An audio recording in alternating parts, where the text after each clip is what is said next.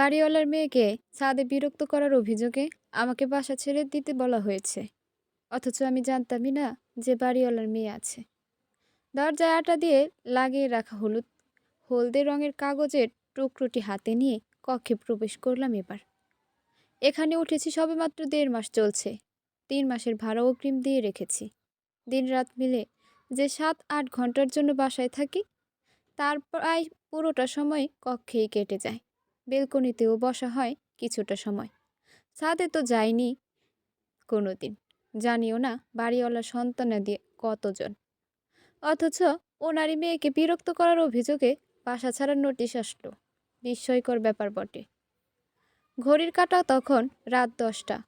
বাড়িওয়ালা 4 তলায় থাকেন, আমি 3য় তলায়। ভাবলাম সরাসরি কথা বলে বিষয়টি পরিষ্কার করে আসা দরকার। দরজার সামনে দাঁড়িয়ে কলিং বেল চাপলাম। কোনো সাড়া শব্দ নেই। 14-15 সেকেন্ড বিরতি দিয়ে আবারও চাপলাম। ভেতর থেকে শব্দ আসছে। দরজা খুলছে কেউ। পাঞ্জাবির বোতামগুলো লাগানো আছে কিনা দেখে নিলাম এক নজর। হ্যাঁ, সব কিছু ঠিকই আছে। মাঝবয়সী একজন মহিলা দরজা খুলে দিলেন। আমি মুখে কিছুটা হাসি নিয়ে সহিশুদ্ধভাবে সালাম দিলাম, আসসালামু আলাইকুম।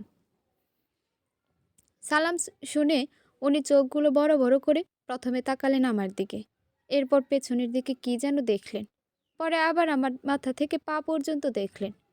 আপাদ মস্তক দর্শন বলতে যা বোঝা যায়। এরপর বললেন, নমস্কার, কাকে চাই? বললাম, এটা তো সাদিক সাহেবের বাসা, তাই না? হ্যাঁ, এটা সাদিক সাহেবের বাসা। আমি 3য় তলায় ভাড়া থাকি। ওনার সাথে জরুরি কিছু কথা ছিল। আছেন ভেতরে? আপনি একটু দাঁড়ান। জি আচ্ছা। মহিলা দরজা বন্ধ করে চলে গেলেন। আমি অপেক্ষা করতে লাগলাম। ডানে বায়ে অনুসন্ধানী পর্যবেক্ষণে আবারও নিশ্চিত হয়ে নিলাম আমি 4র্থ তলাতেই আছি, যেখানে বাড়িওয়ালা থাকেন। মিনিট 2 পর এসে দরজা খুলে ভেতরে যাবার অনুমতি দিলেন তিনি। আমি প্রথমে নিজের পায়ের দিকে তাকালাম, এরপর ওনার পায়ের দিকে। উনি খালি পায়ে আছেন। জুতো নিয়েই ভেতরে প্রবেশ করতে যাব, অমনি তিনি আটকে দিলেন। গলদটা বুঝতে পেরে জুতো জোড়া খুলে ভেতরে প্রবেশ করলাম এবার। উনি দরজা লাগিয়ে আমার দিকে এগিয়ে আসলেন। বললেন, সাহেব বলেছেন আপনাকে এখানে অপেক্ষা করতে, উনি খেয়ে আসছেন। আমি সোফায় বসতে বসতে বললাম, আপনি কি বলছেন আমার কথা? জি বলেছি। আচ্ছা ঠিক আছে। তখন খুব কম মানুষের বাসা বাড়িতেই টেলিভিশনের দেখা মিলে। যখন আমাদের গ্রামের কথাই বলি, গোটা গ্রামে একটি মাত্র টেলিভিশন, তাও আবার চেয়ারম্যান বাড়িতে। সপ্তাহের শুক্রবারে যখন ছায়াছবি হয়, তখন সেখানে গায়ের মানুষের সমাগম ঘটে। টেলিভিশন বারান্দায় এনে টেবিলের উপর রাখা হয়। গোটা উঠোন মানুষে ভরে যায়। দাঁড়িয়ে বসে যে যেভাবে পারে ছায়াছবি দেখে। কেউ প্রাকৃতিক প্রয়োজন মেটাতে একবার জায়গা ছেড়ে উঠে গেলে সে আর ওই দিন ছায়াছবির বাকি অংশ দেখার সুযোগ পায় না। আমি নিজের চশমার কাঁচগুলো ভালো করে একবার পরিষ্কার করে নিলাম। ততক্ষণে সাদিক সাহেব আসলেন। লুঙ্গি পরে আছেন উনি, গায়ে পাতলা গেঞ্জি, কাঁধে গামছা। ওনাকে দেখে আমাদের গায়ের জামশেদ চাচার কথা মনে পড়ে গেল।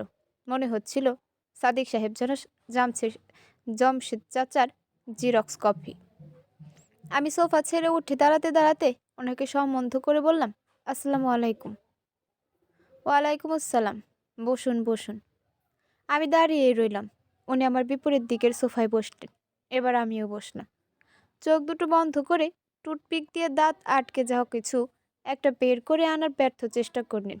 এরপর বিরক্ত হয়ে সেটা সামনের টেবিলের উপর রেখে দিয়ে বললেন, তা কি মনে করে আমার বাসায়? 1.5 মাস হয়ে গেল আপনার। আমি বাসা করেছি আজ প্রায় 10 বছর। আপনার মতো ভাড়াটে আমি আর একজনও দেখিনি। কথাগুলো বলার সময় উনি হাসছিলেন। ওনার মেয়েকে বিরক্ত করার পরে এভাবে হেসে কথা বলাটা আমার মনে কৌতূহলের সৃষ্টি করলো। যদিও আমি বিরক্ত করিনি, ওই নোটিশের নিরিখে বললাম আর কি। তাহলে কে উনি? এসবের কিছুই জানেন না? প্রশ্ন জাগলো মনে। বললাম, আসলে আমিও এত ভালোবাসা আর পাইনি। প্রায় 5 বছর যাবত এই শহরে আছি। সময় হয় না আপনার সাথে কথা বলার, তাই আসা। ভালো করেছেন। খেয়েছেন রাতে? জি, খেয়েছি। তা কি করছেন এখন? চাকরির জন্য চেষ্টা করছি। বাড়িতে মা-বাবা আছেন? জি, আছেন। তা কি খাবেন বলুন? চা খেতে পারি, অবশ্য যদি লেবুর চা হয়। আপনি লেবুর চা পছন্দ করেন? জি, এটা ভালো লাগে আমার কাছে। আমিও তো লেবুর চা পছন্দ করি।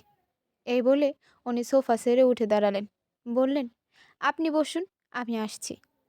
আমি বসে থাকলাম। ভাবতে লাগলাম, ওই কাজটা তাহলে কে করলো? কে আমার দরজায় ওই কাগজ লাগিয়েছিল? কেউ ফাজলামো করলো না তো আবার? ঘরটা বেশ গোছালো। দেওয়ালে অনিন্দ্য কিছু পেন্টিং শোভা পাচ্ছে। মনে হলো সৌন্দর্য বর্ধনের জন্য কিনে এনে লাগানো হয়েছে। আমি চারদিক দেখছিলাম, এমন সময় সাদিক সাহেব চলে আসলেন। সোফায় বসতে বসতে বললেন, আমার স্ত্রী অসুস্থ, ঘুমিয়ে আছে।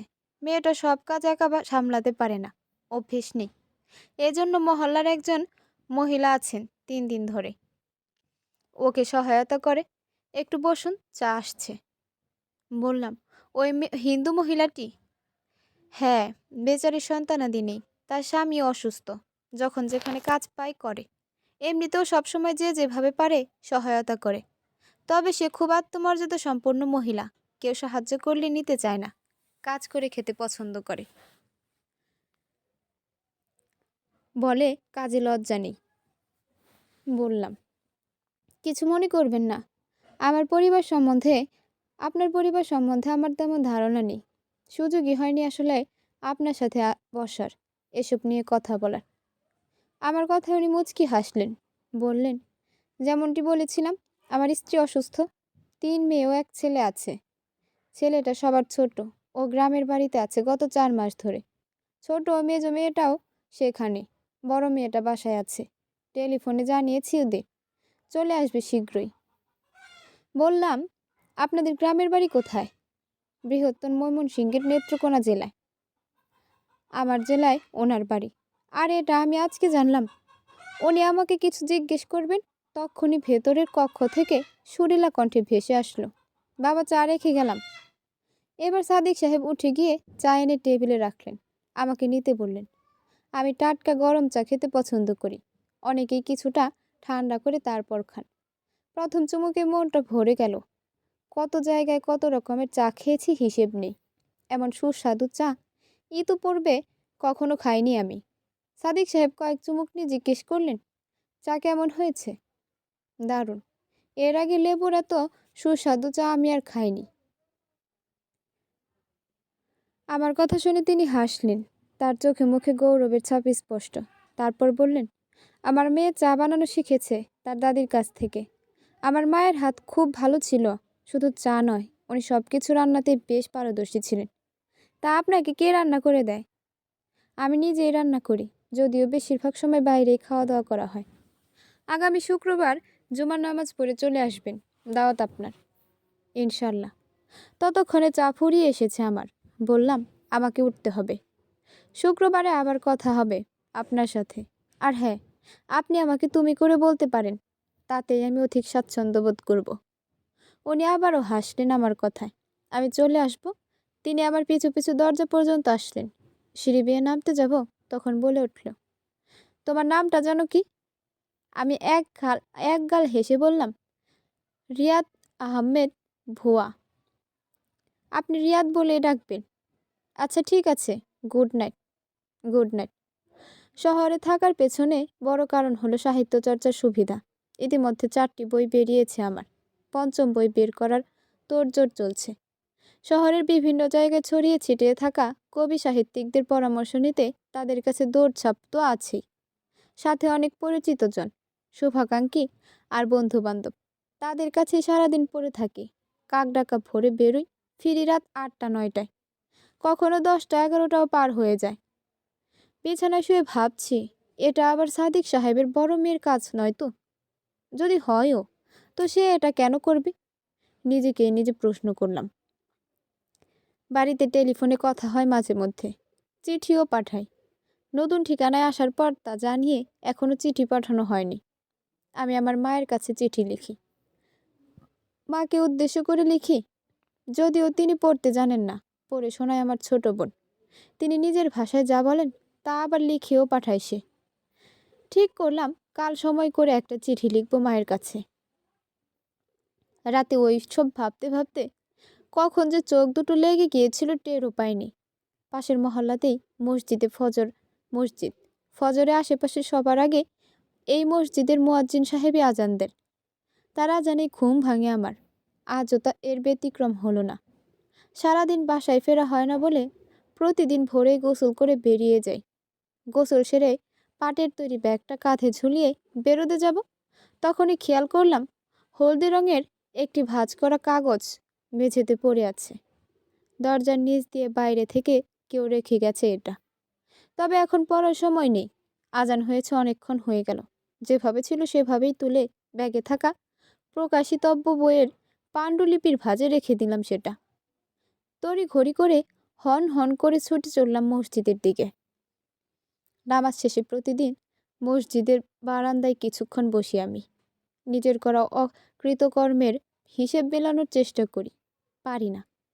পাপ ছাড়া চোখে পড়ে না কিছু। এরপর নিজের লেখাগুলো দেখি, ভুল ত্রুটি খুঁজি, ভাবি যদি আল্লাহ পাক মেধা শক্তি কিছুটা হলেও বাড়িয়ে দেন। তার কাছে এটা আমার সরল মনের কামনা। এবার ব্যাগ থেকে পাণ্ডুলিপিটা বের করলাম। এর ভেতরে হলদে রঙের ভাঁজ করা কাগজটি রেখেছিলাম যে মনে ছিল না। এমনটি আমার সাথে প্রায়শই ঘটে।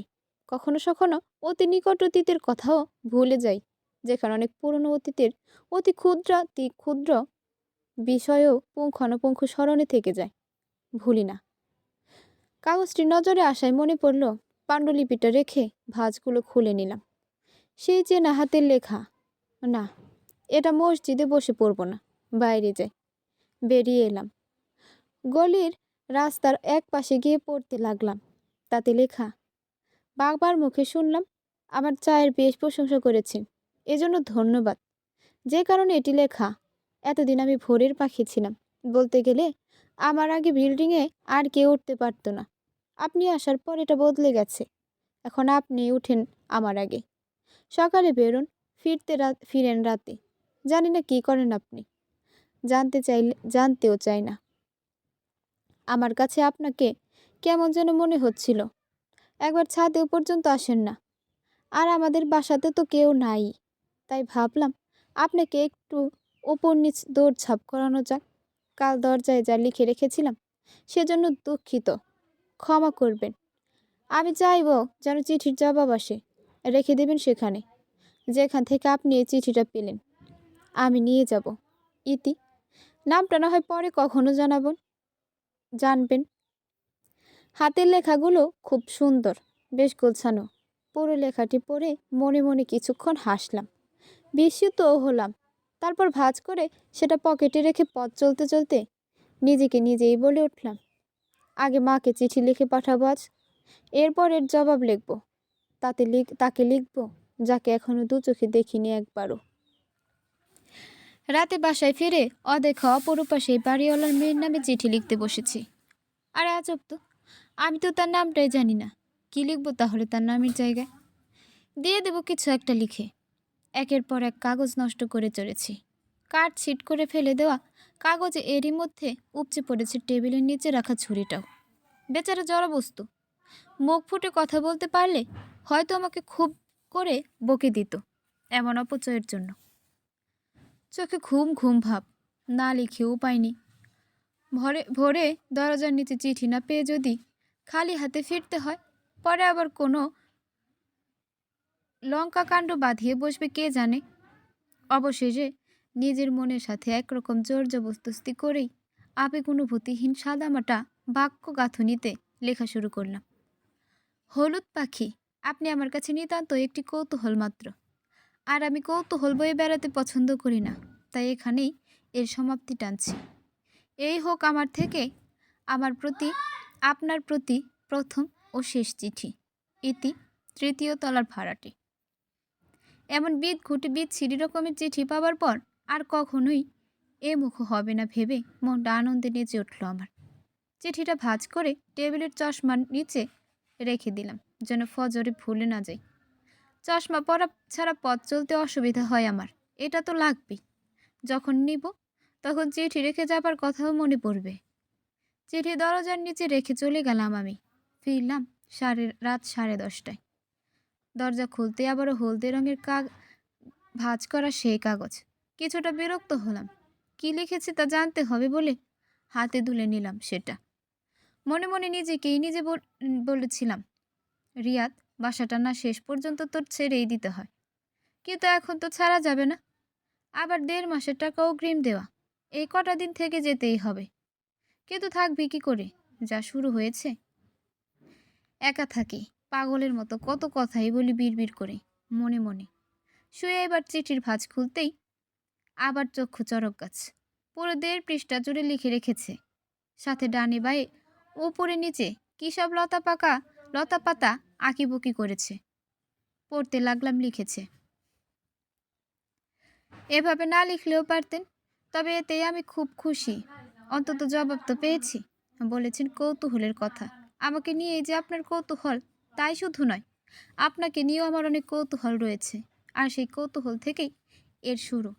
জানেন, আমি না ছোটবেলা থেকে খুব পারিবারিক শাসনের মধ্য দিয়ে বেড়ে উঠেছি।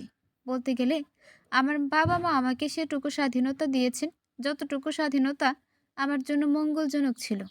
তারা ভেবেছেন, ঘরে কাউকে না জানিয়ে একা গেটের বাইরে যাওয়ার ওপর ছিল কঠোর নিষেধাজ্ঞা। একদিন বাসার সামনে হাওয়াই মিঠাই আসলো। ছাদ থেকে সেটা দেখলাম আমি। রাস্তার নীরব থাকায় লোকটি দাঁড়াচ্ছিল না কোথাও। আমারও খুব লোভ হলো হাওয়াই মিঠাই খাবো। তাই তড়িঘড়ি করে ছাদ থেকে নেমে নিজের কক্ষে যাই। আর সেখানে বইয়ের ভেতরে রাখা কদিন আগের মামার দিয়ে যাওয়া 20 টাকার একটি কড়কড়ে নোট দিয়ে দৌড়ে রাস্তায় চলে যাই। মা রান্নাঘরে ছিলেন, বাবা বাসায় ছিলেন না। আমার বাকি 2 বোন খেলায় মগ্ন ছিল। ছোট ভাইটার জন্ম হয়নি তখনও। এরপর এই যে লোকটাকে পেছন থেকে ডাকতে লাগলাম, তার আর থামার কোনো লক্ষণ নেই। সে যেন আরও দ্রুত পায়ে এগোচ্ছিল। আমিও নাছোড়বান্দা, হাওয়াই মিঠাই খাবোই খাবো। দৌড়াতে লাগলাম। একটা সময় পরে আমি পেছনে আসতে পারছিলাম না আর। রাস্তা ভুলে গেলাম। ততক্ষণে লোকটা আরও দূরে চলে গেল।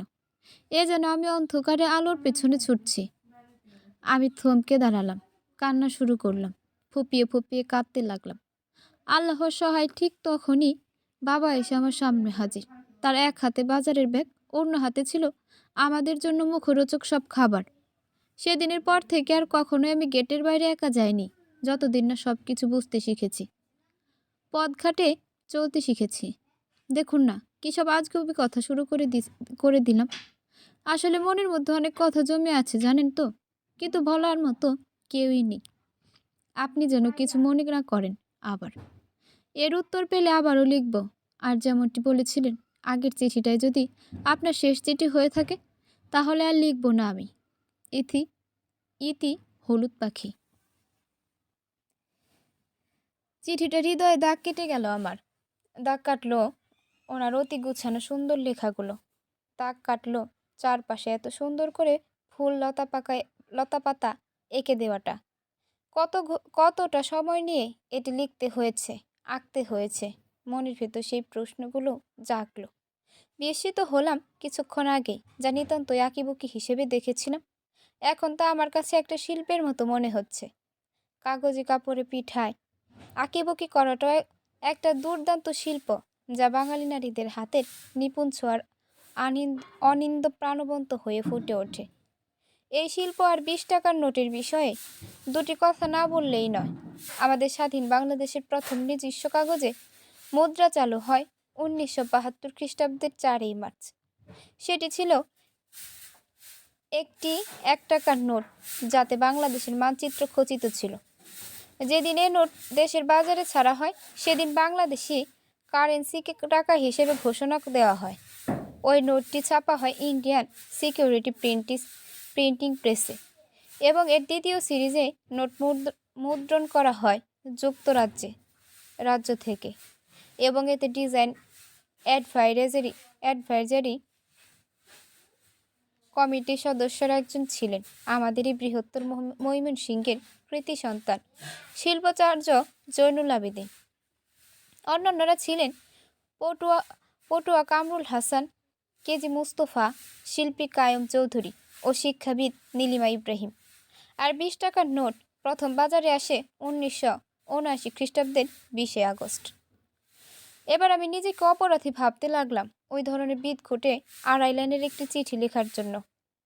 কিন্তু আমার চোখে ততক্ষণে রাজ্যের ঘুম এসে হাজির। এক্ষুনি না ঘুমালে বিদ্রোহ শুরু হয়ে যাবে। পরিণামে আমাকে ভুগতে হবে মাইগ্রেনের ব্যথায়। যতগুলো কারণে মাইগ্রেন হয় তার অন্যতম একটি কারণ হলো পরিমিত ঘুম না হওয়া।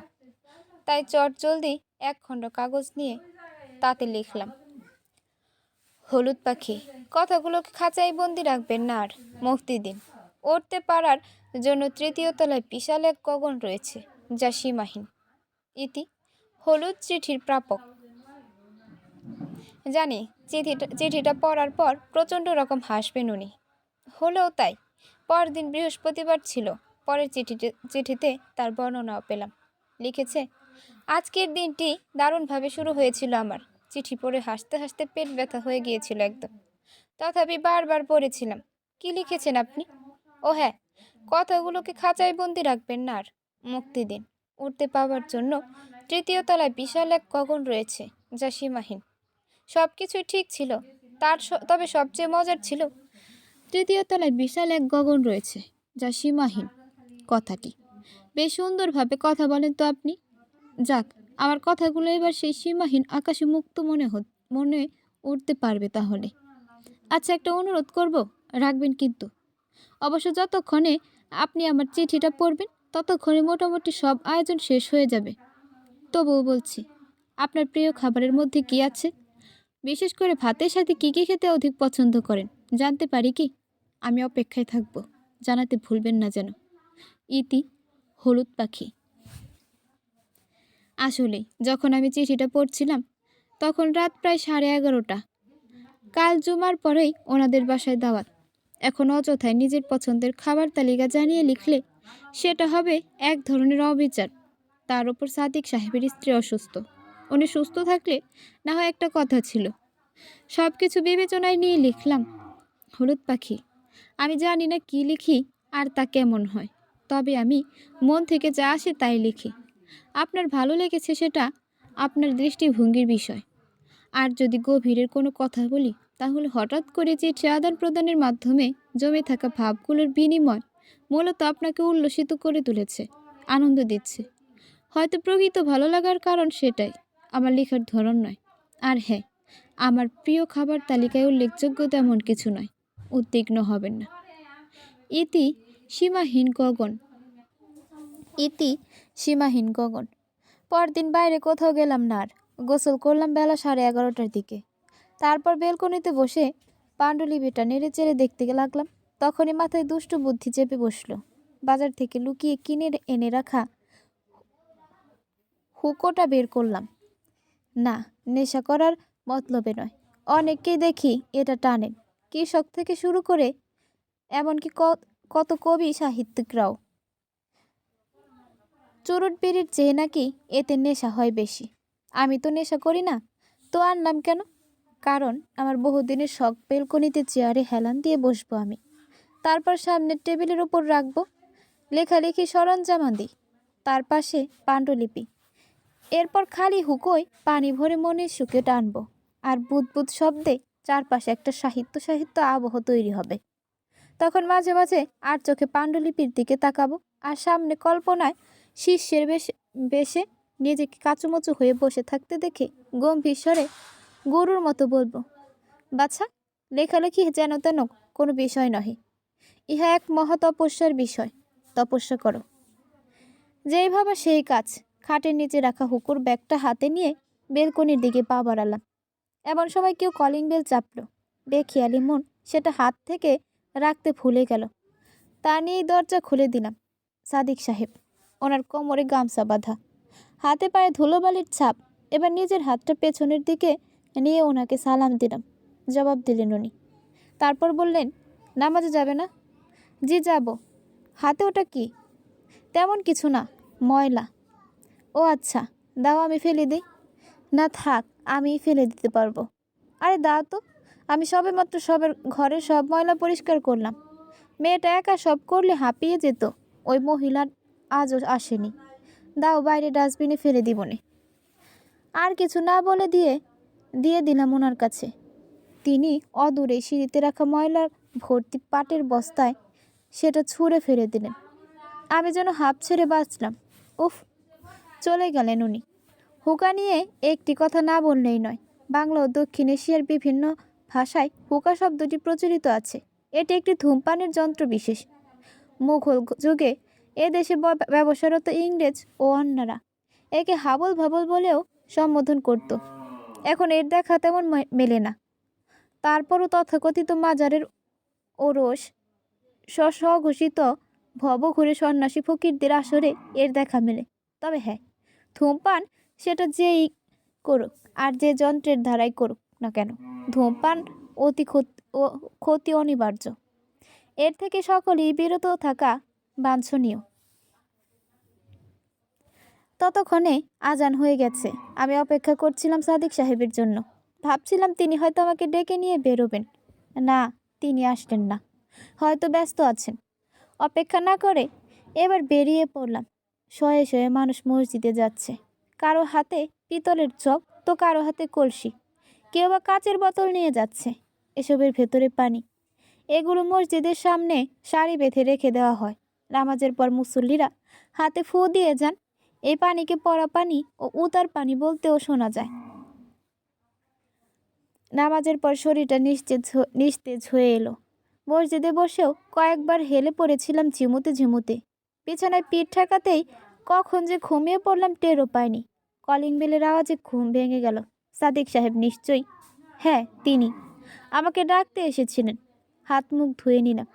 চোখ মুখ ফুলে গেছে কিছুটা। পাঞ্জাবি পরে চুলগুলো আঁচড়ে আয়নার সামনে নিজেকে নিজেই ঘুরে ফিরে দেখে নিলাম কেমন লাগছে। হাজার হোক দাওয়াত খাচ্ছি বলে কথা। দরজার সামনে গিয়ে কলিং বেল চাপার কয়েক সেকেন্ডের মধ্যে দরজা খুলে দেওয়া হলো।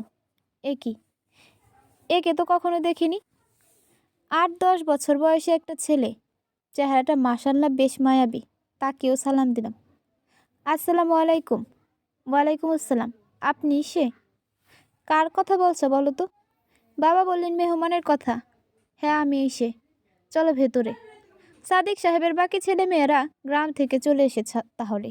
বললাম, তোমার নাম কি? তাইফ আহমেদ। বাহ, বেশ সুন্দর নাম তো। কে রেখেছে তোমার নাম? আমার বড় আপু। ও আচ্ছা। এমন সময় কেউ ভেতর থেকে ওকে ডাকলো। চলে গেল ও। আমি সোফায় বসে রইলাম। খেয়াল করলাম পেন্টিংগুলোর অবস্থা বদলে দেওয়া হয়েছে। আরও নানান জিনিস নড়চড় করা হয়েছে, সাজানো হয়েছে নতুন মাত্রায়। পরিপাটি সব কিছু গোছানো ও পরিষ্কার, এমনটি সচরাচর দেখা যায় না। সবাই পরিষ্কার পরিচ্ছন্ন থাকেন না, কিন্তু এভাবেই সবসময় থাকা দরকার। কিছুক্ষণ পর সাদিক সাহেব আসলেন, সাথে তাহেফও।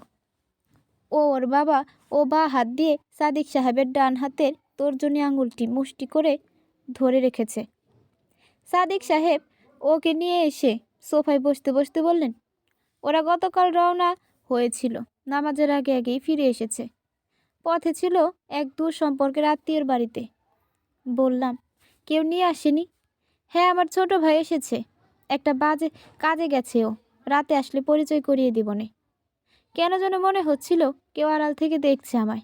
যেখানে বসেছি তার ঠিক বরাবর পেছনের দিকে একটি কক্ষ আছে। সেদিকে তাকাতে যাব, অমনি তাহেব ওর আব্বুর আঙুল ছেড়ে বলে উঠল, আবু, দেখে ফেলেছি তোমাকে, দেখে ফেলেছি। এই বলতে বলতে কক্ষের দিকে দৌড়ে চলে গেল ও। আমি এবার সাদিক সাহেবের দিকে তাকিয়ে অনেকটা জোর করে মুচকি হাসার চেষ্টা করলাম। উনিও হাসলেন। এমন ভাব করলাম যেন কিছুই হয়নি, অথচ ভেতরে ভেতরে কৌতূহলের অন্ত নেই। ভাবছি, কে ছিল এটা? তাইফের বড় বোন, ওই হলদে পাখি, নাকি অন্য কেউ? বাহারি সব খাবারে টেবিল সাজানো হয়েছে। খাসি, গরু আর মুরগির গোস্তের তরকারির বাটিগুলো যেন উপচে পড়ছে। রান্না করা হয়েছে মাছ, সবজি ও ডালও। আরে বাহ, পায়েসও আছে দেখছি। আমার বেশ পছন্দের খাবার এটা। তবে সব ছেড়ে নজর কেড়েছে টেবিলের ঠিক মাঝখানে রাখা বালিশ মিষ্টিগুলো। আহা, নেত্রকোনার গয়নাত খোসের ছানা, ময়দা আর চিনি উপাদানের অনবদ্য সৃষ্টিতে তৈরি ঐতিহ্যবাহী বালিশ মিষ্টির জগৎ জুড়ে খ্যাতি রয়েছে। এর নামগুলোই যেখানে এর নাম শুনলেই যেখানে আমার জিভে পানি চলে আসে, সেখানে তো এখন সামনেই রাখা আছে। জিভের পানি সামলাতে পারছি না আর। সাদিক সাহেবকে বললাম, আরে বাহ, বালিশ মিষ্টি দেখছি। কি রে, কি করে আনা হলো এত দূর থেকে? তিনি একগাল হেসে বললেন, হাড়িতে করে আনা হয়েছে। অনেক দিন হয় নেত্রকোনায় যাওয়া হয় না। আর গেলে বালিশ মিষ্টি না খেয়ে আসা হয় না। খুব পছন্দ করি আমি। আমাদের পরিবারের সবার কাছে এই মিষ্টি খুব পছন্দের। তো বসে না থেকে শুরু করা যাক নাকি? সাদিক সাহেব খাবার শুরু করতে তাগিদ দিলেন। উনিও বসেছেন। আপাতত মনে হচ্ছে না আর কেউ বসবে বলে। তথাপি বিষয়টি নিশ্চিত হয়ে নিতে জিজ্ঞেস করলাম, আমরাই কেবল? আর কেউ কি বসবেন না? না, ওরা আরও পরে খাবে। নাস্তা করেছে এসে। তুমি শুরু করতে পারো। হাঁসের মাংসের কথা বলতে তো ভুলেই গিয়েছিলাম। এতগুলো প্রিয় খাবার একসাথে সামনে থাকায় কোনটা রেখে কোনটার কথা বলবো বুঝে উঠতে পারছি না আসলে। অনেকেই হাঁসের গোস্ত খেতে পারেন না, কারণ এর তরকারিতে একটা আলাদা গন্ধ থেকে যায়, যা সকলে সহ্য করতে পারেন না। তবে যে সেভাবে রান্না করা গেলে এর জবাব নেই। অসাধারণ স্বাদ। আমার মা খুব ভালো রান্না করতে পারেন এটা। বাড়িতে আমাদের পরিবারের কেবল আমি হাঁসের গোস্ত খেতে পছন্দ করি। এত সব মুখরোচক খাবারের গন্ধে যেন হুঁশ নেই। অবস্থা এমন, খাবারের শুরুতে পড়ার যে দোয়া মসজিদের ইমাম সাহেবের থেকে শিখেছিলাম, সেটা পড়তেও ভুলে গেছি। খাওয়ার মাঝে কিছুক্ষণ পর পর আঙুল আর হাতের তালু চেটে পুটে খেতে ইচ্ছে হচ্ছে, অতিরিক্ত মশলা ও ঝোলের কারণে। সাদিক সাহেব বিষয়টা লক্ষ্য করলেন, বললেন, রান্না কেমন হয়েছে? আমি মুরগির রানে কামড় বসাচ্ছিলাম তখন। খাবার মাঝে কথা বলা পছন্দ করি না। প্রশ্নের জবাব দিতে তড়িঘড়ি করে চিবিয়ে মুখ গোবর কিছুটা খালি করে নিয়ে বললাম, লাজবাব, দারুণ হয়েছে। বলেছিলাম না তোমাকে, আমার মায়ের রান্নার হাতের কোনো জবাব ছিল না। ওনার কথায় কিছুটা অবাক হলাম। বললাম, আপনার মায়ের হাতের রান্না বলতে? ওনার কথায় কিছুটা অবাক হলাম। বললাম, আপনার মায়ের হাতের রান্না বলতে? মা আজ আমাদের মাঝে নেই, কিন্তু আমার বড় মেয়ে তো আছে। সে সব কিছু শিখেছে তার দাদির কাছ থেকে। বলতে পারো, আমার বড় মেয়ের হাতের রান্নাই আমার মায়ের হাতের রান্না। বুঝেছ? আমি মুচকি হাসলাম। তারপর খাবারে মনোযোগ দিলাম। অত্যন্ত ভোজন রসিক মানুষ আমি। নিজের লেখালেখির বাইরে ঘুম আর খাওয়া আমার বেশ পছন্দের। এসবে বিঘ্ন ঘটলে দিন দুনিয়া যেন ওলটপালট মনে হয়। খাচ্ছি তো খাচ্ছি, খেয়েই চলেছি। অমনি মনে পড়ল, ইমাম সাহেব তো বিকল্প আরও একটি দোয়ার কথা বলেছিলেন। খেতে বসে দোয়া বিসমিল্লাহি ওয়ালা বারকাতিল্লা পড়তে ভুলে গেলে খাবার মাঝে যখনই স্মরণ হবে তখনই বিসমিল্লাহি ওয়ালা বারকাতিল্লা, বিসমিল্লাহি ওয়ালাহু ওয়া আখিরু পড়ে নিতে। বিড়বিড় করে সেটা পড়ে নিলাম এবার। এতক্ষণে মনে হলো খাবারের যেন পূর্ণতা পেল। ততক্ষণে পেট ভরে গেছে। সবশেষে বালিশ মিষ্টি খেয়ে ভোজের সমাপ্তি টানলাম। খাওয়ার মাঝে সাদিক সাহেব আমাকে পর্যবেক্ষণ করছেন, সেটা বুঝতে পারছি। উনি একবারের বেশি ভাত নেননি। তরকারিও দেখেছি, আমি না জানিয়েছি তাই খালি আছে। ওনার আঙুল গোলায় মশলা ঝুলের ছাপ নেই বললেই চলে। ডাইনিংয়ে পিনপতন নীরবতা তখন। এমন সময় সাদিক সাহেব জগ থেকে গ্লাসে পানি নিলেন। কলকল শব্দে নীরবতা ভেঙে গেল। পানি পান শেষে আমার ধারণাকে বাস্তবে রূপ দিলেন তিনি। বলতে লাগলেন, আমার বাবা খুব মিশুক মানুষ ছিলেন। উনি মেহমানের খুব কদর করতেন। বলতেন, মেহমান হলো মেজবানের জন্য আল্লাহর তরফ থেকে রহমত স্বরূপ। বাড়িতে কখনো মেহমান আসলে নাকি নারাজ হতে নেই, এমনকি কোনো রকম নারাজি প্রকাশও করতে নেই। সারা বছর আমাদের ঘরে মেহমানের আসা যাওয়া লেগেই থাকতো। দেখেছি এসবে বাবা কোনোদিন নারাজ হননি। আনন্দের সাথেই মেহমানদারি করেছেন। আমাদেরকেও সেই শিক্ষাই দিয়েছেন। আল্লাহর কৃপায় এখন আমার যথেষ্ট অর্থ সম্ভব হয়ে রয়েছে। যদিও এর সিংহভাগই পৈতৃক সূত্রে পাওয়া। আজ পর্যন্ত কম মেহমানদারি করিনি। তবে তোমার মতো কাউকে এত যত্ন সহকারে খাবার খেতে দেখিনি আমি। এটা সত্যি আমাকে বিস্মিত করেছে। সাদিক সাহেব স্পষ্টভাষী মানুষ। আমি কি ভাববো না ভাববো তা তিনি আমলে না নিয়ে অকপটে কথাগুলো বলে দিয়েছেন। তবে ভালো লেগেছে আমার। বললাম, আমাকে আমার মা শিখিয়েছেন এভাবে খেতে। তিনি সবসময় আমাকে বলেন, যেখানেই যাবি খাবার খেতে বসে লজ্জা পাবি না, খাবার নষ্ট করবি না, অপচয় করবি না। আল্লাহর দেওয়া রিজিককে সম্মান দিবি, তবেই বরকত হবে। তিনি আমার কথাগুলো শুনে হাসলেন। বললেন, হ্যাঁ, তোমার মা ঠিকই বলেছেন। এমন সময় ভেতরে কক্ষ থেকে চিৎকার চেঁচামেচি ভেসে উঠল। আমি প্রথমে আতকে উঠলাম, পরক্ষণে তাইফের কণ্ঠে, ছক্কা উঠেছে, আমার ছক্কা উঠেছে। শুনে বুঝতে বাকি রইল না যে ওরা লুডো খেলতে বসেছে। আমিও খেলতাম ছোটবেলায়। খেলায় প্রতিপক্ষকে ধোকা দিয়ে কাঁচা গুটি পাকা বানিয়ে ফেলতাম নিমিষে, টেরও পেত না কেউ। আর পেলেও ঝগড়া লেগে সব গুটি এলোমেলো করে দিতাম দো ভোদর। চুরিতে পারদর্শী হওয়ায় খুব কম মানুষ আমাকে হারাতে পারত। এক কথায় লুডো খেলায় উস্তাদ ছিলাম, চোরও বটে। সাদিক সাহেব ওদের কক্ষের দিকে উঠে যেতে চাইলেন। আমি থামিয়ে দিলাম। বললাম, আমাকে একটু বেরোতে হবে। চলে যাবে? আর একটু বসে যাও না হয়। আর কিছু বললাম না। মুচকি হেসে মাথা নেড়ে সায় দিলাম ওনার কথায়। বললেন, তুমি ড্রয়িং রুমে গিয়ে বসো, আমি এদিকটা দেখে আসছি কিছুক্ষণের মধ্যে। জি আচ্ছা। ফিরে গেলাম ড্রয়িং রুমে। সোফায় বসে আছি। মনে শান্তি নেই, নিদারুণ অস্বস্তি কাজ করছে। এ যেন এক মধুর বেদনা। হলদে পাখিকেই খুঁজছিল চোখ দুটো, কিন্তু তাকে দেখব কিভাবে, পাবো কোথায়? সে তো দেখা দিচ্ছে না নিজে থেকে। এখনো তার নামটিও পর্যন্ত বলেনি। মেঝের দিকে তাকিয়ে ভাবছি এসব। এমন সময় কেউ একজন তড়িঘড়ি করে ড্রয়িং রুমের দিকে মুখ করে থাকা ডাইনিং রুমের জানালাটি আটকে দিল। সেই শব্দে ভাবনার জগৎ থেকে বেরিয়ে এলাম। তাকালাম সেদিকে। কাপড়ের অংশ বিশেষ ঝুলে আছে জানালার নিচের দিকে। তাড়াহুড়ো করতে গিয়ে আটকে গেছে মনে হয়। উঠে দাঁড়ালাম আমি। হ্যাঁ, ঠিকই ভেবেছি। কেউ জানালাটা ফাঁক করতে চাইছে। পরিহিতার টানে কাপড়টা নড়ছে, কিন্তু নিতে পারছে না। কিছু একটা গেঁথে গেছে হয়তো। যে হোক, সে খুব সতর্ক আমাকে নিয়ে। জানে এখানে বসে আছি, তাই কিঞ্চিত পরিমাণ ফাঁক রেখেই কাপড়টা ছাড়িয়ে নিতে চেষ্টা করছে। আমিও ঠায় দাঁড়িয়ে রইলাম। মনে মনে প্রতিজ্ঞা করলাম, যাই হোক, নড়ছি না আজ। মিনিট দুয়েক কেটে গেল এভাবে। এখন খুব জোরালোভাবেই টানছে, ছিঁড়েই ফেলবে যেন। এগিয়ে গেলাম আমি। কাঠের উপরিভাগে সূচের মতো লোহার অংশ বিশেষ সুতো পেঁচিয়ে আটকে গেছে। জানি না ও পাশে কে। নিচু স্বরে বললাম, টানবেন না, ছিঁড়ে যাবে। দাঁড়ান, ছাড়িয়ে দিচ্ছি। টান থেমে গেল, কিন্তু কোনো কথা বলল না। কাপড়টি ছাড়িয়ে দিলাম। কাছ থেকে দেখে মনে হয়েছে ওড়না ছিল এটা, লাল রঙের ওড়না। সোফায় বসে অপেক্ষা করছিলাম সাদিক সাহেবের জন্য। তিনি আসলেন। যেহেতু মেহমান হিসেবে আছি, তাই আর ওনার আশাতে উঠে দাঁড়ালাম না এবার। উনি বসলেন। তারপর এক টুকরো সুপারি মুখে নিয়ে চিবুতে চিবুতে বললেন, তা তোমার বাবা কি করেন বললে না তো? উনি ব্যবসা করেন। পরিবার আর কে কে আছেন? মা আর একটা ছোট বোন। ছোট পরিবার। জি। বিয়ে শাদীর বিষয়ে কিছু ভেবেছ? না, এসব নিয়ে এখনো ভাবিনি। কি বলো? আমি তো তোমার মতো বয়সে এক মেয়ের বাবা হয়ে গিয়েছিলাম। হা হা। এবার উনি একটু উচ্চ স্বরেই হাসলেন। লজ্জা পেলাম খুব। বিয়ে শাদী নিয়ে এভাবে কেউ কথা বললে চোখে চোখ রাখতে পারি না। নিচের দিকে তাকিয়ে রইলাম।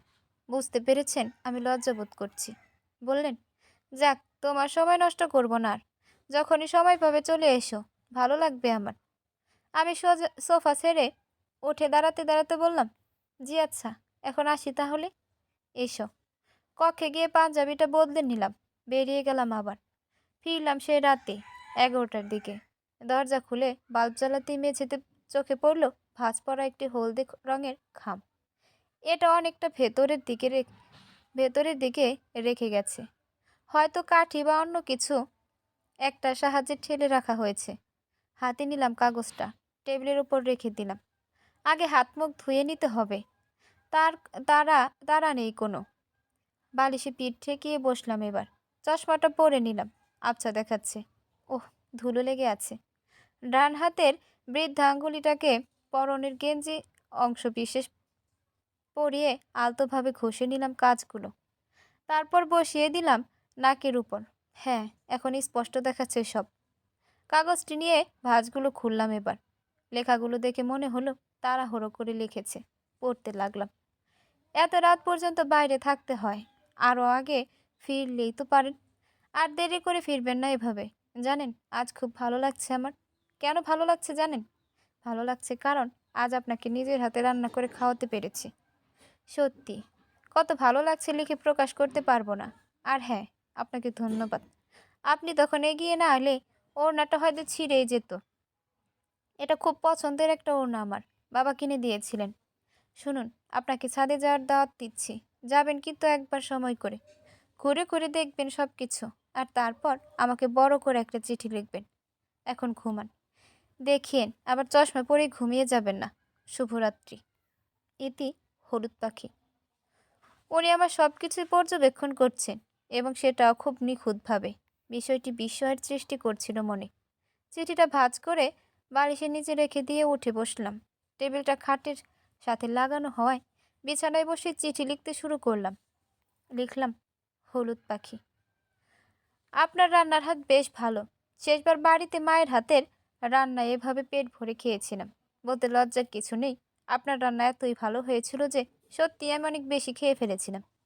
রাতে খেতে পারিনি আর, পেট ভরে আছে। হ্যাঁ, ছাদে যাব একবার।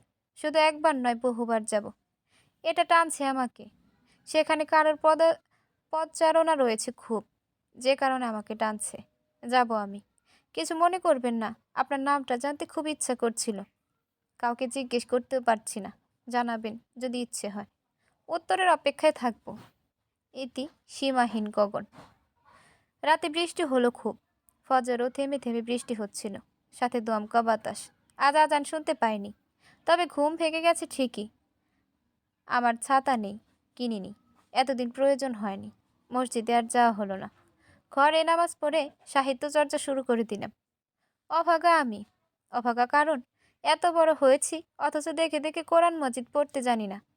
যে কয়টা সূরা কালাম দেখে শিখেছি সব মুখস্থ। এ কারণে মায়ের বকুনি শুনেছি অনেক, এখনো শুনি। ছোটবেলায় আমাকে মক্তবে পাঠাতো আর আমি পালিয়ে আসতাম হুজুরের মারের ভয়ে। তবে এখানে মসজিদের ইমাম সাহেবের কাছে শেখার ইরাদা শেখার ইরাদা করেছি। শেখা হয়ে গেলে ফজরের পর রোজ সূরা ইয়াসিন পড়ব, যেমনটি আমার মা পড়েন। বিল্ডিংটি পূর্বমুখ। সকালে সূর্য উঠলে বেলকনিতে এসে রোদ পড়ে। তবে গত 1.5 মাসে খুব কম দিনই সে সময়টাতে আমি বাসায় থেকেছি। আজ বৃষ্টি হওয়ায় প্রায় 8টার দিকে রোদ উঠল। বেলকনিতে গেলাম আমি। বাসার সামনের দিকটায় অনেক পানি জমে আছে। মনে হচ্ছে যেন ছোটখাটো একটি পুকুর। এমন সময় সাদিক সাহেব সেখানে পৌঁছলেন।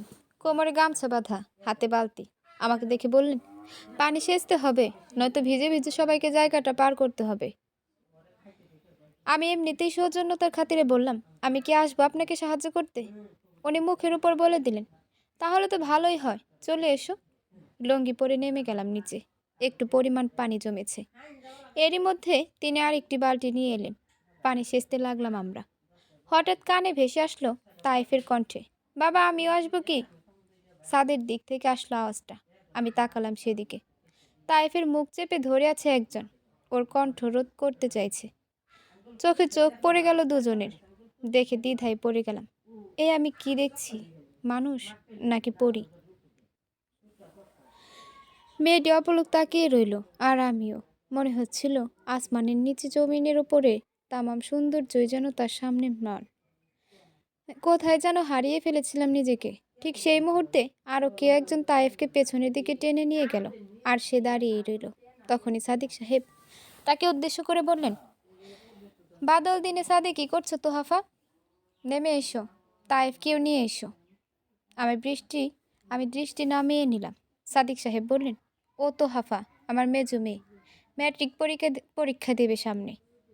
বললাম, আর আপনার বড় মেয়ে? অনিচ্ছা সত্ত্বেও কী করে যেন বড় মেয়ের কথা জিজ্ঞেস করে ফেললাম।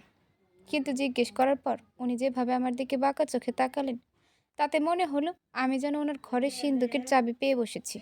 জবাব দিলেন না কোনো। পানি সেচতে লাগলেন। আমিও শুরু করলাম সেচা। তবে এতে মন বসছিল না। বালতিতে একবার পানি উঠছিল, তো আরেকবার উঠছিল না। আবার খারাপও লাগছিল খুব। বিষয়টি আজ করতে পেরে সাদিক সাহেব বললেন, তুমি চলে যাও এখন, রাতে চা নাস্তার দাওয়াত রইল, এসো। ছাদে বসে আলাপ করবো নে। কথাগুলো কিছুটা ভারী গলায় বললেন। রহস্যের আভাস পেলাম, পেলাম বেদনারও। হয়তো রাগও ছিল কিছুটা আড়ালে, কিন্তু মুহূর্তে এখান থেকে চলে যাওয়াটাই আমার জন্য যথার্থ মনে হলো। চলে আসলাম। গোসল সেরে ভাবলাম কয়টা চিরা ভিজা খাওয়া যাক। মা দিয়েছিলেন কাচের বয়ামে করে। কয়টা কাঁচামরিচ আর পেঁয়াজ কুচি করে কেটে একটি বাটিতে নিলাম, সাথে একটু আদা। তারপর নানার বাড়ি থেকে আনা খাঁটি গানির হালকা সরিষার তেল ঢেলে চিরাগুলোর সাথে ভালোভাবে মাখিয়ে নিলাম। এরপর কোসকো সাবান দিয়ে হাত ধুয়ে নিলাম, যা সহজে হাত থেকে পেঁয়াজের গন্ধ দূরীভূত করে দিল। পিতলের চামচ দিয়ে কিছুক্ষণ পর পর চিরা ভাজা মুখে নিচ্ছি আর পাণ্ডুলিপিটায় চোখ বুলাচ্ছি। ঝালটাও বেশ উপভোগ করছি। আমার গভীর মনোযোগে বিঘ্নতা ঘটিয়ে কেউ দরজায় টক টক করে শব্দ করলো। পরক্ষণে মনে প্রশ্ন জাগলো, কি ব্যাপার? কলিং বেল থাকতে এভাবে কেউ নক করবে কেন? তাকালাম দরজার দিকে। হলদে রঙের ভাঁজ করা কাগজ রেখে গেছে কেউ। নিয়ে এসে ভাঁজ খুলে পড়তে লাগলাম। দুঃখিত আজকের ঘটনার জন্য, তবে এর চেয়েও ভয়াবহ কিছু আশঙ্কা নিয়ে দুশ্চিন্তায় ডুবে আছি আমি, যে কারণে এখনই চিঠি লিখতে হলো। একটু পড়ার পর নড়েচড়ে বসলাম আমি। পাণ্ডুলিপিটা টেবিলে রেখে দিলাম, যা আমার হাতেই ছিল। আবারও পড়তে লাগলাম। আপনি যখন বাবার সাথে ড্রয়িং রুমে বসে কথা বলছিলেন, তখন বিপরীত দিকের কক্ষের দরজায় আমার মেঝো বোন তোহফা দাঁড়িয়েছিল। আমি জানতাম ও তাহেফের সাথে চোর পুলিশ খেলছে, কিন্তু পরে বিষয়টি বুঝতে পারি। ও আপনাকে কাছে থেকে দেখতেই সেখানে গিয়েছিল এবং দেখছিল। আপনার সামনের দিকে একটি পেইন্টিং ছিল, যা গ্লাস সমেত বাধাই করা। এটা মূলত আমি এখানে সরিয়ে রেখেছি। এটা একটা কৌশল ছিল, কিন্তু এর সদ্ব্যবহার করলো। আমি ছাদে যেতে চাইনি, তোহফার পিড়াপিড়িতে যেতে হয়েছিল। আর ও যখন সেখান থেকে আপনাকে দেখছিল, তখনই তাহেব এটা করে বসে। ও পানিতে নামতে চাচ্ছিল। যাক, বাদ দিন এসব। একটি অনুরোধ করবো আপনাকে, আশা করি রাখবেন। আমি জানি আপনি আমার অনুরোধ ফেলবেন না, এটুকু বিশ্বাস আছে। আর সেই বিশ্বাসের জোর থেকে বলছি, দয়া করে আপনি যত তাড়াতাড়ি সম্ভব আমাদের এখান থেকে চলে যান, অনেক দূরে কোথাও চলে যান। এতেই সকলের জন্য মঙ্গল হবে হয়তো। আমাকে ক্ষমা করে দেবেন এভাবে বলার জন্য। অবশ্য কেন বলছি তা বোঝার ক্ষমতা আপনার আছে, আর সেজন্যই বলছি। ইতি তানহা। আমার চোখ থেকে আচমকা টপ টপ করে পানি পড়তে লাগলো, অথচ আমি সেভাবে কাঁদিনি। আমি তো মানুষকে হাউ মাউ করে কাঁদতে দেখেছি বহুবার। বিলাপ আর মাতম করেও কাঁদে মানুষ, সেটাই তো কান্না। চোখ দিয়ে তখন পানি পড়ে। আমি তো চুপচাপ বসে আছি, আমি তো সেভাবে কাঁদিনি। তাহলে যে চোখ থেকে পানি পড়েছে এভাবে কেন? মানুষের কান্না বুঝি এমনই হয়? এভাবে বুঝি কাঁদা যায়? হৃৎপিণ্ডের স্পন্দন যেন থেমে আসছে। এমন হচ্ছে কেন আমার, যাকে আজ অবধি কখনো দেখিনি, যার সাথে মুখোমুখি কথোপকথন হয়নি, তার বিষাদে এত বিষক্রিয়া কেন হচ্ছে হৃদয়? চিঠিটা রেখে দিলাম পাশে। টেবিলে থাকা গ্লাসে জগ থেকে পানি নিয়ে পান করলাম। মনে হচ্ছিল কিছুটা স্বস্তি মেলেনি। পানিতে গলা ভিজেছে অন্তর নেই। যে আগুন দৃশ্যমান তা তো নেভানোর প্রয়াস করা যায়, কিন্তু তা দেখা যায় না। তা নেভাই কি করে? কখন যে ঘুমিয়ে পড়েছিলাম মনে নেই। কলিং বেলের শব্দে ঘুম ভাঙল। চোখ কচলাতে কচলাতে বিছানা ছেড়ে গিয়ে দরজা খুললাম। তাইফ এসেছে, হাতে থালা, ঢেকে রাখা হয়েছে কিছু। বললাম, কি ব্যাপার তাহিব? তুমি হাতে কি? ছোট হলেও খুব মিষ্টি করে কথা বলে, বাচনভঙ্গিও ভালো। যথাযথ পারিবারিক শিক্ষা পেলে এ বয়সে বাচ্চারা যেমন হয় আর কি। বলল, হাতে গরম লাগছে খুব। আমি ওর হাত থেকে থালাটা নিলাম। বললাম, ভেতরে এসো। থালাটা টেবিলে রেখে চেয়ারে বসতে বললাম ওকে।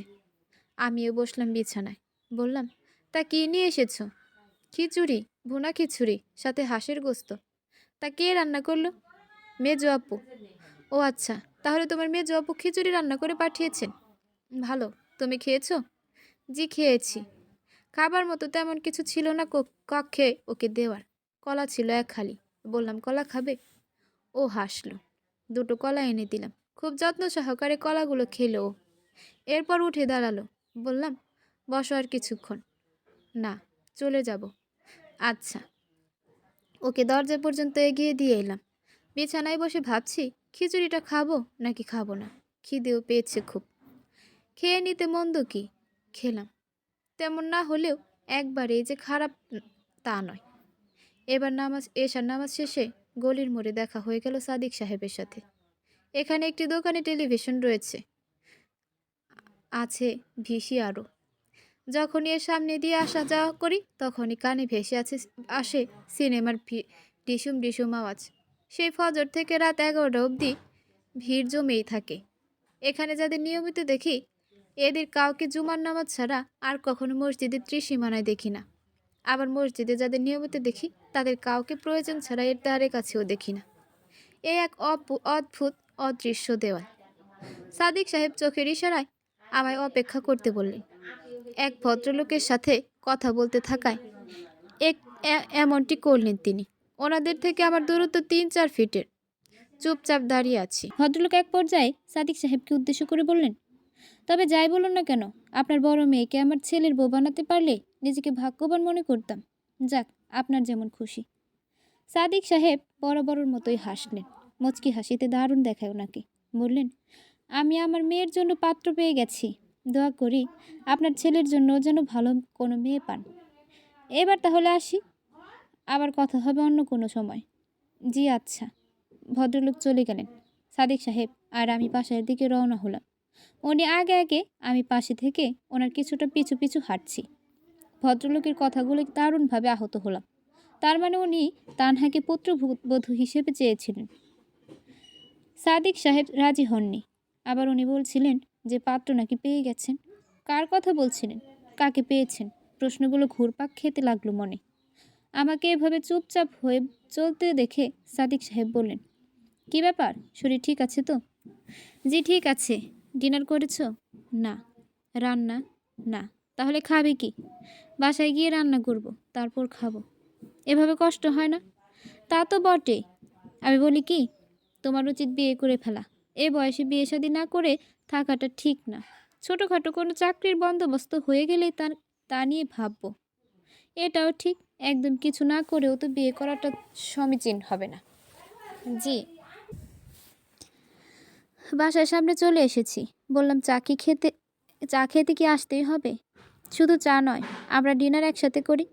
তুমিও আমার সাথে খাবে। চলো, এখন আর রান্না করতে হবে না। ওনার আন্তরিকতায় মুখের ওপর না করতে পারলাম না। রাজি হয়ে গেলাম। দরজার সামনে দাঁড়িয়ে আছি। কলিং বেল চাপলেন উনি। কয়েক মুহূর্ত পর দরজা খুলে দেওয়া হলো। তোহাফা মাথায় ওড়না পড়ে আছে। তার সৌন্দর্য কলমে বর্ণনা করা অসম্ভব। নজর নামিয়ে ফেললাম আমি। সে দরজার হাতল ধরে পাশ কেটে দাঁড়ালো। আমরা ভেতরে প্রবেশ করলাম। সাদিক সাহেব বলল, তুমি বসো এখানে, আমি দেখছি। এই বলে উনি চলে গেলেন ভেতরের দিকে। আমি সোফায় বসলাম। তো হাফেজে অদূরে দাঁড়িয়ে, তাতে কোনো আগ্রহ দেখালাম না।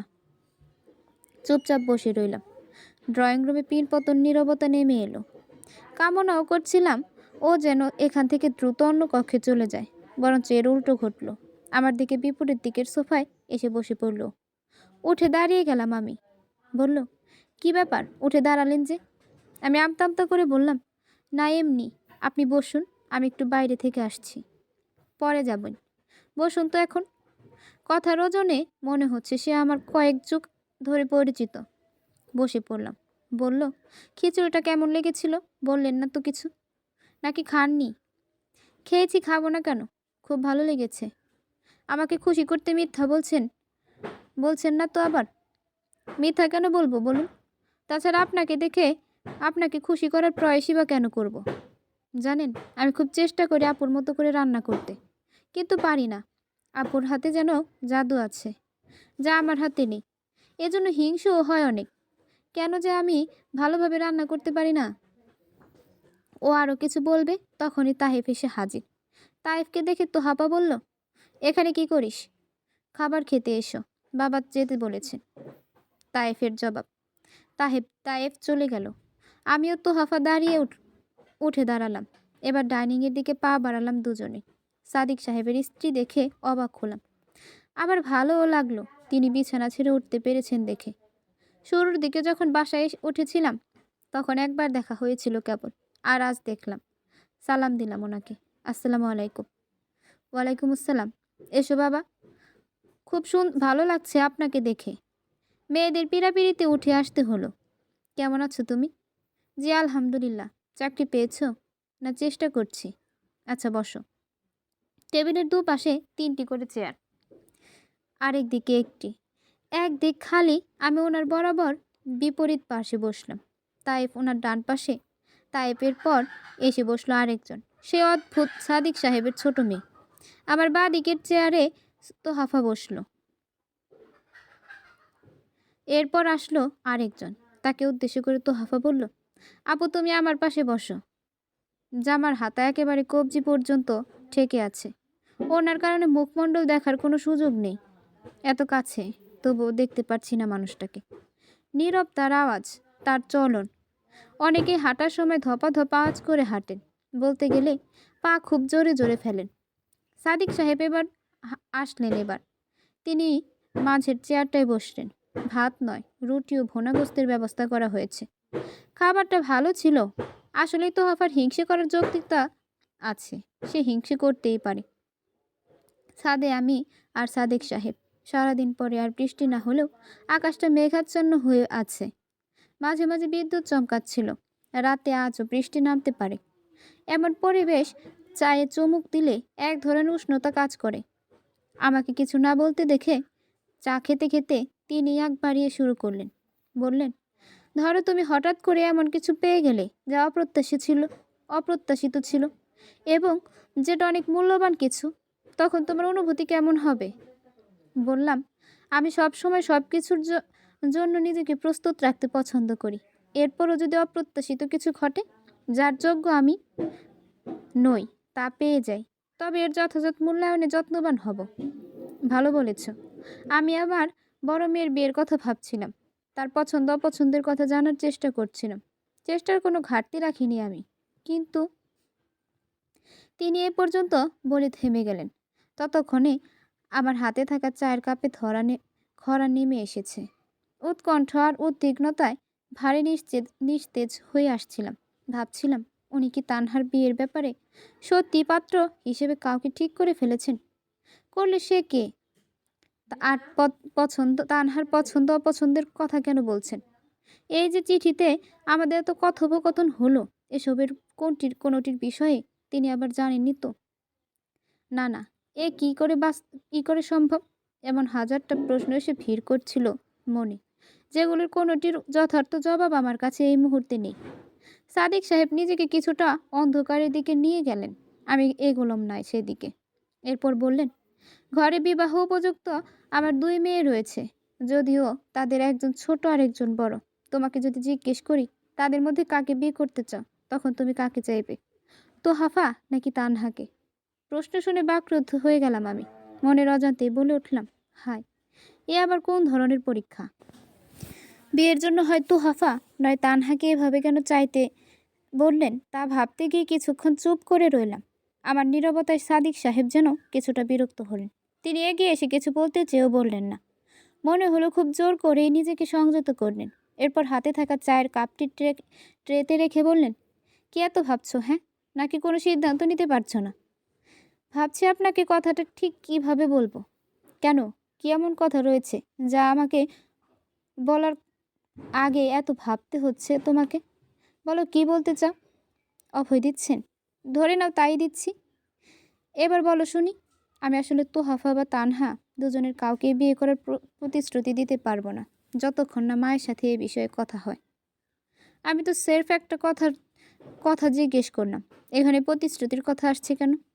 দেখুন, কোনো বাবা তার মেয়েদের নিয়ে আর যাই হোক, অন্তত এ বিষয়ে কোনো কথার কথা বলবে না। আপনি সরাসরি না বলে ঘুরিয়ে বলতে চাইছেন। এই যা। তিনি আমার কথাগুলো শুনে একটি দীর্ঘশ্বাস ফেললেন। তারপরে এগিয়ে এসে 2 হাতে আমার কাঁধ চেপে ধরে চোখে চোখ রেখে বললেন, আমি এমন একটি হীরের টুকরো কেন হাতছাড়া করব, যার চাকরি না থাকা সত্ত্বেও পথে ঘাটে অসহায় মানুষদের 2 হাত ভরে দান করে যায়?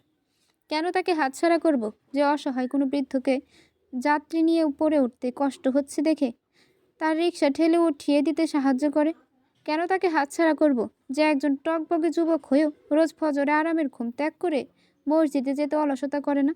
কেন তাকে হাতছাড়া করব, যার মাঝে রয়েছে সামাজিক ধর্মীয় মূল্যবোধ সহ অসাধারণ এক ব্যক্তিত্ব? আমি কি তাকে হাতছাড়া করব শুধুমাত্র তার একটি চাকরি নেই বলে? এতটাও নির্বোধ আমি নই বা নির্বোধ নই আমি বাবা। তোমার কাছে আমার যে মেয়েটিকে দেই না কেন, আমি তাকে নিয়ে নিশ্চিত থাকবো এটা ভেবে যে সে কেবল একজন যোগ্য স্বামীর কাছেই নয়, একজন ভালো মনের মানুষের কাছে রয়েছে। কথাগুলো বলে তিনি এবার দম নিলেন, তাকিয়ে রইলেন চোখের চোখ রেখে। এরপর বললেন, এখন বলো তুমি কাকে চাইবে? সাদিক সাহেবকে আমি সাধারণত একজন মানুষ ভাবতাম। ভাবতাম তিনি মাটির দিকে চেয়ে পথ চলেন, দিন দুনিয়ার তেমন খবর রাখেন না। কিন্তু আমি ভুল ছিলাম। পথে ঘাটে সচরাচর কি করি না করি, তাও যে মানুষটার নজর এড়ালো না, সেটাই আমাকে বিস্মিত করছে। কাঁধ থেকে নামিয়ে ওনার হাত দুটো ধরে বললাম, মাফ করবেন, অন্তত একদিন সময় দিন আমাকে, তারপর না হয় জানাবো। উনি রাজি হয়ে গেলেন, বললেন, ঠিক আছে, যেমনটি তুমি চাও। তবে হ্যাঁ, আমি কিন্তু তোমার থেকে ইতিবাচক জবাবের আশায় থাকবো, নিরাশ করো না। কক্ষের দরজা খুলে দেখি মেঝেতে তিনটি ভাঁজ করা কাগজ পড়ে আছে। দুটো হলদে রঙের কাগজ, একটি সাদা। হাতে তুলে নিলাম সেগুলো। টেবিলের উপর রেখে উত্তর দিকের খোলা জানালা দুটো বন্ধ করে নিলাম। বৃষ্টি হলে দমকা বাতাসের সাথে পানি পানি আসে তাই। ঠিক তখনই লোডশেডিং।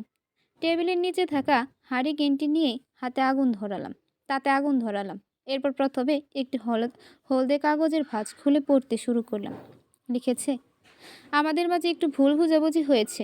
আমি ধরেই নিয়েছিলাম যে তোহাফা আপনাকে পছন্দ করে ফেলেছে, তাই এসব করছে।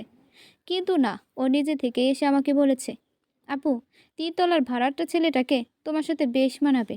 দেখতে যেমন সুন্দর, তেমন চালচলনও। আমি তো একবার দেখেই সব ধরে ফেলেছি। এরপর যথাসম্ভব কাছ থেকে দেখার চেষ্টা করেছি, কথা বলার ভঙ্গি কেমন বা অন্য কোনো সমস্যা আছে কিনা। যেমন ধরো, হাঁটা চলা ঠিক আছে কিনা, কানে কম শুনি কিনা, এসব আর কি। না, এ সে ধরনের কোনো সমস্যা চোখে পড়েনি। তবে চশমা পরে, এটা মানিয়ে নেওয়া যাবে। তুমি বললে বাকি সব আমি ঠিক করে দিই, কি বলো? এসব ছাড়াও আরও অনেক কথাই বলেছে ও। এখানে চুম্বক অংশ লিখলাম শুধু। আচ্ছা, সত্যি করে বলুন তো, আপনার মনেও কি তাই চলছে যা আমার মনে চলছে? জানাবেন কিন্তু। আমি অপেক্ষায় থাকব। ঘুম থেকে উঠে প্রথমে যেটা জানতে হাজির হব আপনার দরজায়। ইতি তানহা। এরপর সাদা কাগজের ভাঁজ খুলে পড়তে শুরু করলাম। লিখেছে, আপনি আসলেই খুব ভাগ্যবান যে আমার আপুর মতো মেয়ে আপনাকে পছন্দ করেছে আর বিয়ে করতে চায়। তার কোনো তুলনা নেই, এমনকি সেটা কোনো দিক থেকেই না। আমাকে ছাদে দেখতে পেয়ে আপনি যখন অপলক তাকিয়েছিলেন, তখন বুঝতে পারছিলাম আমার বাহ্যিক সৌন্দর্যের মোহ আপনাকে আকৃষ্ট করেছে। এরপর আপনি চোখ নামিয়ে নিয়েছিলেন। কিন্তু আমার আপুর সৌন্দর্যের কাছে আমি মান। সে নিজেই তার তুলনা। তার সাথে আমার কোনো তুলনা চলে না। আমি আপনার কাছে তার হাতের রান্নার প্রশংসা করেছিলাম। বলেছিলাম তার রান্নার হাতকে আমি হিংসে করি। আসলে শুধু তাই নয়, তার সৌন্দর্য আমার ব্যক্তিত্বকেও আমি হিংসে করি। আত্মীয় স্বজনদের যে কারোর বাড়িতে আমাদের যা হলে সকলের মধ্যে মনে হয়ে থাকে আমার আপু। সবার মুখে মুখে কেবল তারই গুণগান। হিংসে কি আর এমনি এমনি হয় বলুন? তথাপি বোন হওয়ার সুবাদে এসব আমাদের মাঝে কোনো অশান্তির সৃষ্টি করতে পারে না। কেননা আমি তাকে যতটা না হিংসে করি, তার চেয়ে হাজারো গুণ বেশি ভালোবাসি। কারণ সে আমার বোন। আপনাদের দুজনকে মানাবে বেশ। এত সব কথা সামনাসামনি বলার সুযোগ বা সময় কোনোটাই হবে না। তাই চিঠি লিখে জানালাম, আপনার কোনো আপত্তি না থাকলে আমি মায়ের সাথে কথা বলবো, প্রয়োজন বাবার সাথেও। উত্তরের অপেক্ষায় থাকবো। আর হ্যাঁ, ছাদে যে কবুতরের ঘরটি আছে, তার পেছনের দিকে সুতোয় বেঁধে চিঠিটা রেখে আসবেন। আমি সেখান থেকে নিয়ে নেব। ইতি তোহাফা। এসব পরে যেন পাথর হয়ে যাচ্ছিলাম। এক গ্লাস পানি পান করে এবার অবশিষ্ট হলদে কাগজের ভাঁজ খুলে পড়তে লাগলাম। লিখেছে, আমার অসতর্কতার কারণে একটি সুবিধা হয়ে গেছে। চিঠিটা দিয়ে যখন বালিশের নিচে থাকা ডায়েরিটা নিতে আসলাম, তখন তা সেখানে ছিল না। ঠিক কখন যে এটা সেখানে ছিল না তাও বলতে পারছি না। ভয় পেয়ে গিয়েছিলাম খুব। বাবা কিংবা মায়ের হাতে চলে যায়নি তো আবার? অনেক খোঁজাখুঁজির পর সেটা তোহাফার কক্ষে পেলাম। তাতে আপনাকে নিয়ে আমার অনেক কথাই লেখা ছিল।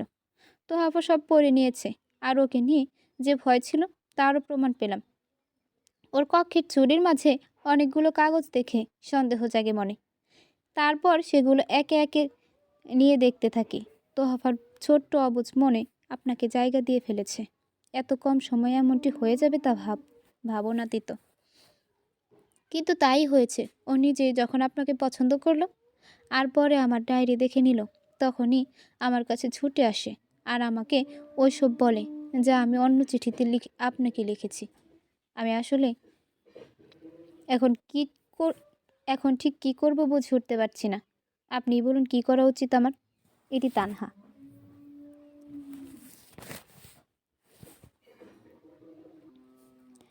3টি চিঠি পড়ার পর সবকিছু আমার সামনে স্পষ্ট হয়ে গেল।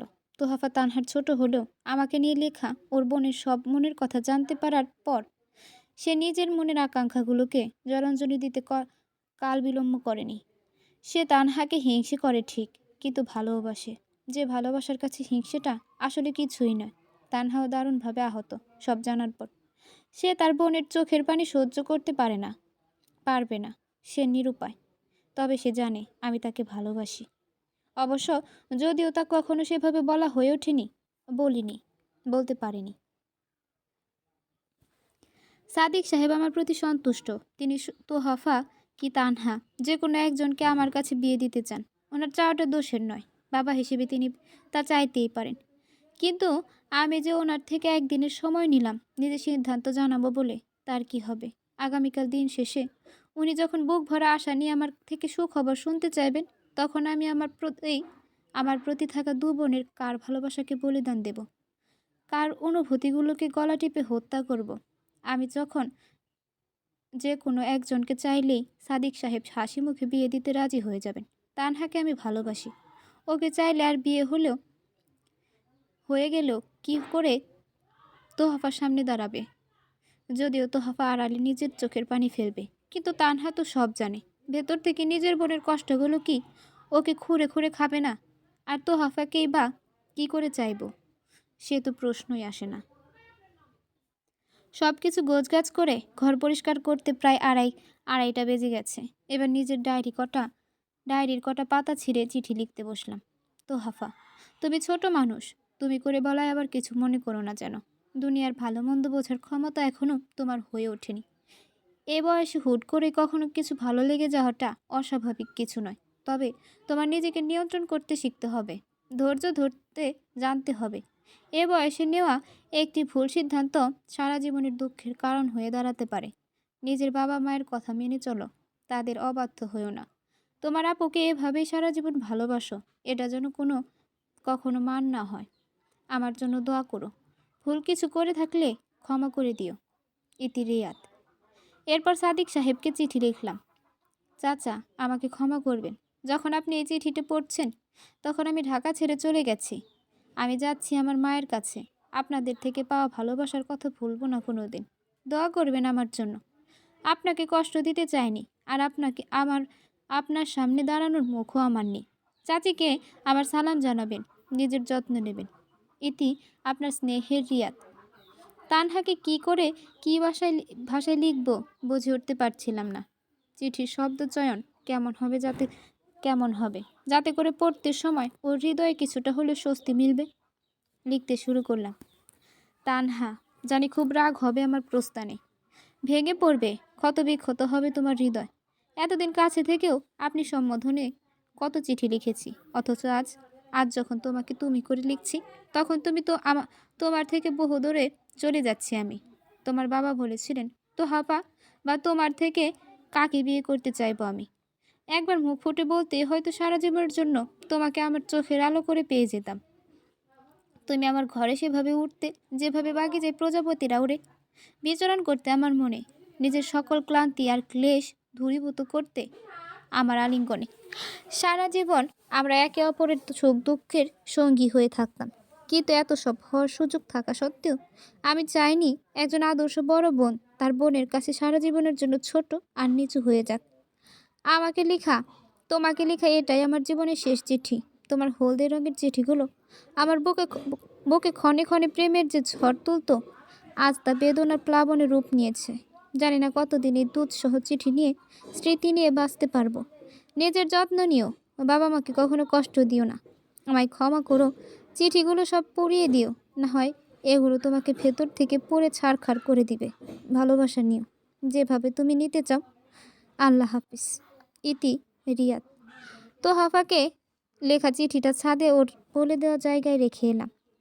বাইরে বৃষ্টি হচ্ছে, সাথে দমকা বাতাস, ক্ষণে ক্ষণে বিদ্যুৎ চমকাচ্ছে। মনে হচ্ছিল আজ যেন আমার সাথে আকাশটারও হৃদয় ভাঙল। বইগুলো পলিথিনে পেঁচিয়ে পাটের ব্যাগে নিলাম। কাপড়গুলো ভিজলে ভিজে যাক, অসুবিধে নেই। বেরিয়ে পড়লাম বাসা থেকে। ততক্ষণে বাসার সামনের দিকটায় টাকনো পর্যন্ত পানি জমে গেছে। ভোর অবধি হয়তো হাঁটু পানি হয়ে যাবে। তখন আমি আর আসবো না সাদিক সাহেবকে পানি সেচে সাহায্য করতে। গেট পেরিয়ে গলির সরু পথটা ধরে বড় রাস্তার দিকে এগোতে লাগলাম। ততক্ষণে সারা শরীর ভিজে গেছে আমার। চিৎকার করে কাঁদতে ইচ্ছে করছিল, পারছিলাম না। সে শক্তি এখন নেই আমার। কাঁদতেও শক্তির প্রয়োজন। মাথার উপর আকাশটাই যেন বারবার আমার হয়ে বুক কাটিয়ে চিৎকার করে উঠছিল। হয়তো তার ক্রোধ হচ্ছিল আমার প্রতি।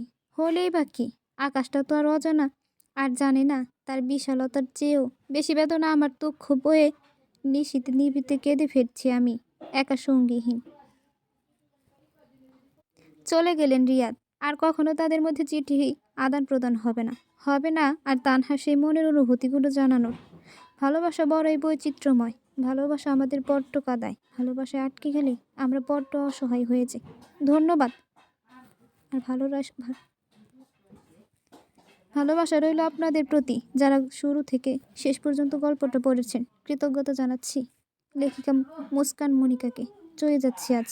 ফিরে আসবো নতুন কোনো গল্প নিয়ে। সকলকে নতুন গল্প পড়ার আমন্ত্রণ রইল। ভালো থাকবেন, সুস্থ থাকবেন।